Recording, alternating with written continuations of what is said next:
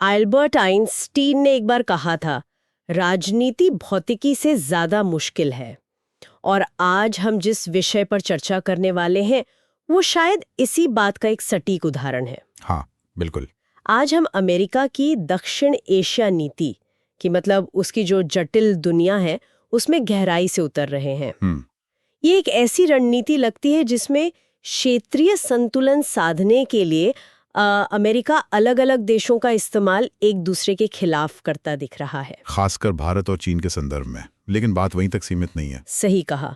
हमारी आज की ये जो गहन पड़ताल है ये इंडियन एक्सप्रेस में छपे विचारों और रिपोर्टिंग पर आधारित है। हाँ, उन्हीं स्रोतों से जो मुख्य बातें वो सामने रखने की कोशिश करेंगे। और देखिए ये विषय ना सिर्फ यूपीएससी की तैयारी करने वालों के लिए मतलब मेंस और प्रीलिम्स दोनों के लिए महत्वपूर्ण है। हाँ, जीएस पेपर 2 अंतर्राष्ट्रीय संबंध, उसमें तो ये बहुत अहम है। बिल्कुल, बल्कि उन सभी के लिए भी ये जरूरी है जो आज की दुनिया में क्या चल रहा है, भारत की विदेश नीति कैसे काम कर रही है, ये सब समझना चाहते हैं। सही बात है। तो आज हमारा मिशन है इस आप कह सकते हैं बहुस्तरीय भू राजनीतिक खेल को परत दर परत खोलना। समझने की कोशिश करेंगे कि अमेरिका कैसे इस क्षेत्र में अपना असर बनाए रखने के लिए अलग-अलग ताकतों का इस्तेमाल कर रहा है और इसके क्या मायने हैं। बिल्कुल। तो हमारी चर्चा कुछ इस तरह आगे बढ़ेगी।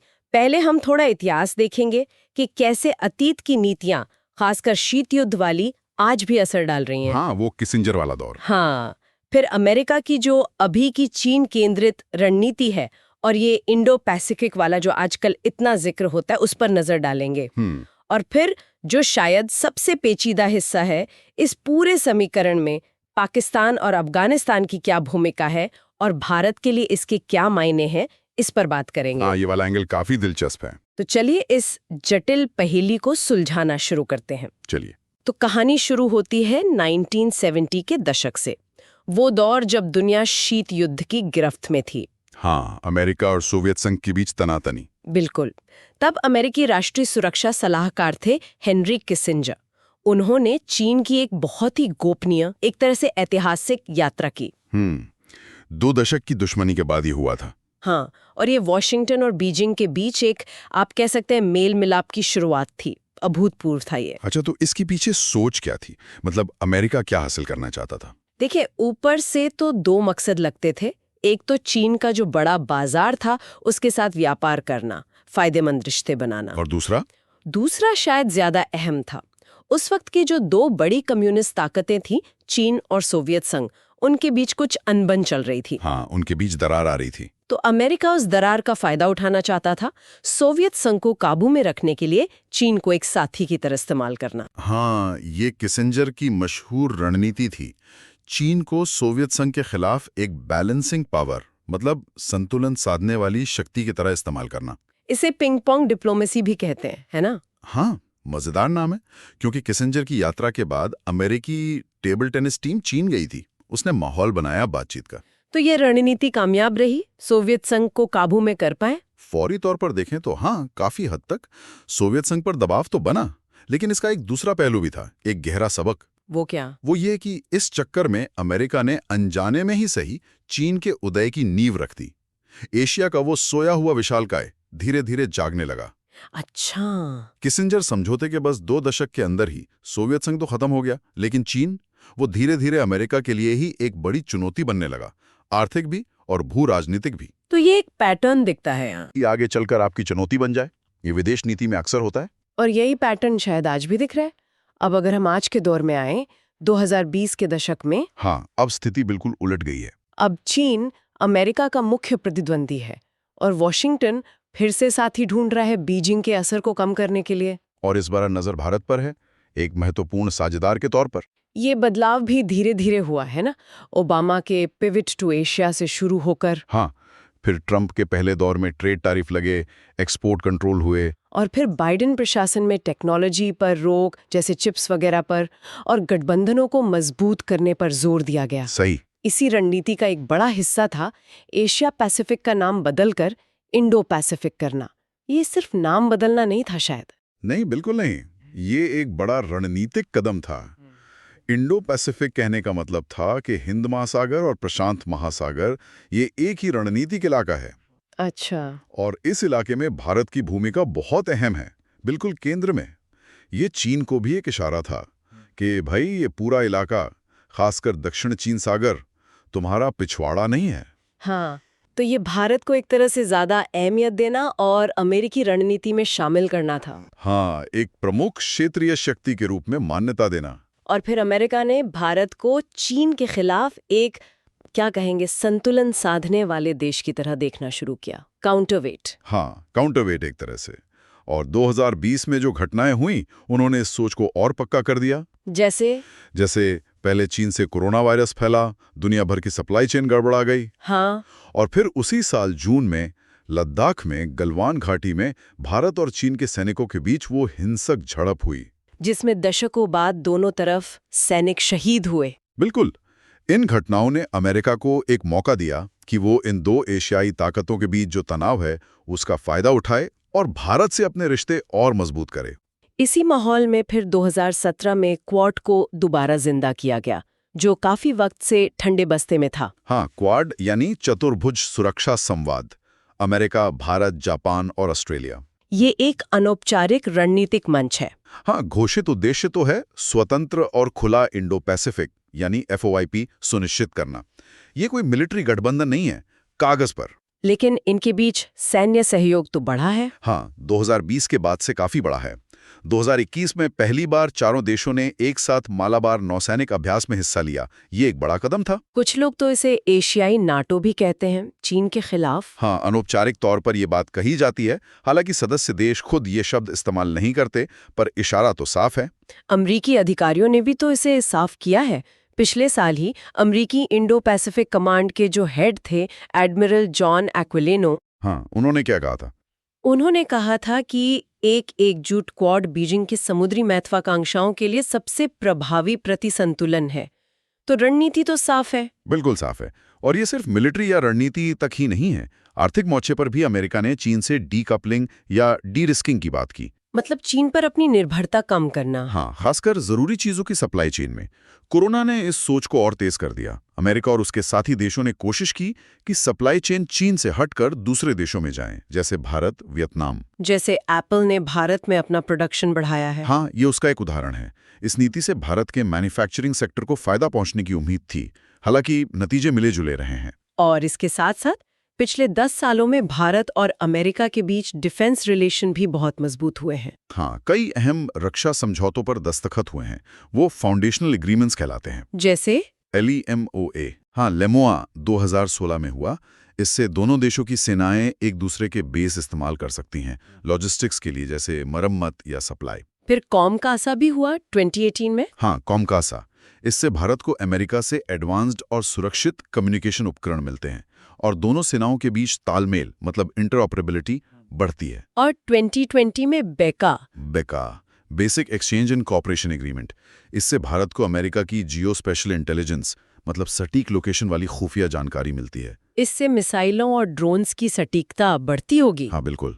तो इन समझौतों ने न सिर्फ भारत की अपनी रक्षा क्षमता बढ़ाई है, बल्कि दोनों देशों की सेनाओं के बीच जॉइंट एक्सरसाइज, इंटेलिजेंस शेयरिंग, समुद्री गश्त, ये सब आसान हो गया है। और ये सब चीन के बढ़ते प्रभाव को देखते हुए भारत की स्थिति मजबूत करने की अमेरिकी कोशिशों का हिस्सा लगता है। हाँ, बिल्कुल। लेकिन यहाँ कहानी एक और मोड़ लेती है।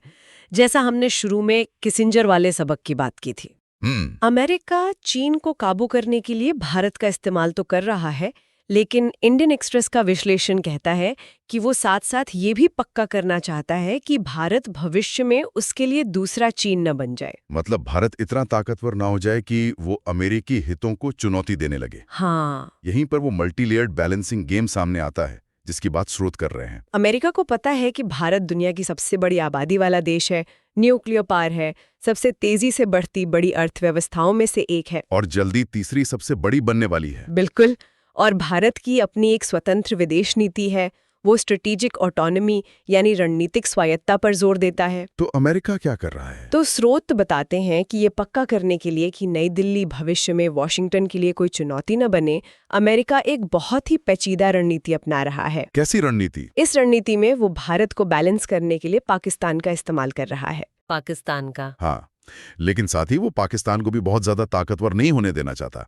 इसलिए पाकिस्तान को काबू में रखने के लिए वो अफगानिस्तान में अस्थिरता और तालिबान कार्ड का इस्तेमाल कर सकता है। बाप रे, ये तो बहुत ही नाजुक खेल लग रहा है। हाँ, बेहद नाजुक और जोखिम भरा। पाकिस्तान कार्ड का इस्तेमाल तो हाल के महीनों में ज्यादा साफ दिखा है, जैसा इंडियन एक्सप्रेस की रिपोर्टिंग बताती है, खासकर जनवरी 2025 में ट्रंप के वापस आने के बाद से। हाँ, पाकिस्तान को लेकर अमेरिकी नीति में एक जमनता बदलाव, मतलब एक साफ बदलाव दिखा है। पाकिस्तानी सेना के चीफ जनरल असीम मुनीर जून से अब तक 3 बार अमेरिका जा चुके हैं। ये सामान्य नहीं है। और इन दौरों में कुछ अजीब घटनाएं भी हुई। हाँ, जैसे जून में खबर आई कि राष्ट्रपति ट्रंप ने जनरल मुनीर के लिए व्हाइट हाउस में लंच रखा और बंद कमरे में मीटिंग की। और अगस्त में जनरल मुनीर ने अमेरिकी धरती से भारत को परमाणु धमकी दी। हाँ, ये बहुत चौंकाने वाली बात थी। जानकारों के मुताबिक शायद पहली बार किसी ने अमेरिकी जमीन का इस्तेमाल किसी तीसरे देश को परमाणु धमकी देने के लिए किया। और अभी हाल में वो फिर व्हाइट हाउस में थे प्रधानमंत्री शहबाज शरीफ के साथ। बिल्कुल, और ये सिर्फ मुलाकातें नहीं हैं। इसके साथ ही अमेरिका ने पाकिस्तान के साथ कई नए व्यापार समझौते भी किए हैं। खबरें तो ये भी हैं कि अमेरिका ने पाकिस्तान में क्रिटिकल मिनरल्स और तेल की खोज के लिए $500 मिलियन के निवेश का वादा किया है। हाँ, ऐसी रिपोर्ट्स हैं। तो वॉशिंगटन और इस्लामाबाद के बीच ये जो अचानक नजदीकियां बढ़ी हैं, इसका क्या मतलब निकाले? देखिए, कई विश्लेषक इसे सीधे सीधे बढ़ते हुए भारत को बैलेंस करने की अमेरिकी कोशिश मान रहे हैं। क्यों? भारत से क्या दिक्कत है? दिक्कत यह है कि भारत अपनी क्षमताओं को लेकर ज्यादा आत्मविश्वास दिखा रहा है। अपनी विदेश नीति में रणनीतिक स्वायत्ता पर जोर दे रहा है। अमेरिका के दबाव के बावजूद भारत ने ना तो रूस से अपनी पुरानी डिफेंस पार्टनरशिप कम की है। रूस तो आज भी भारत का सबसे बड़ा हथियार सप्लायर है। बिल्कुल। और नहीं यूक्रेन युद्ध के बाद रूस से सस्ता तेल खरीदना बंद किया है। भारत एक मल्टीपोलर दुनिया की बात करता है। तो शायद अमेरिका इससे खुश नहीं है और इसीलिए भारत पर दबाव बनाने के दूसरे तरीके भी दिख रहे हैं। हाँ, जैसे ट्रंप प्रशासन ने भारत से आने वाले सामान पर 50% टैरिफ लगा दिया। कुछ रिपोर्ट्स कहती हैं कि ये किसी भी देश पर लगाया गया सबसे ज्यादा टैरिफ है। और अभी 25 सितंबर को भारतीय फार्मा सेक्टर पर 100% टैरिफ। ये तो बहुत बड़ा कदम है। भारत तो अमेरिका के लिए जेनेरिक दवाओं का बड़ा सोर्स है। हाँ बिल्कुल।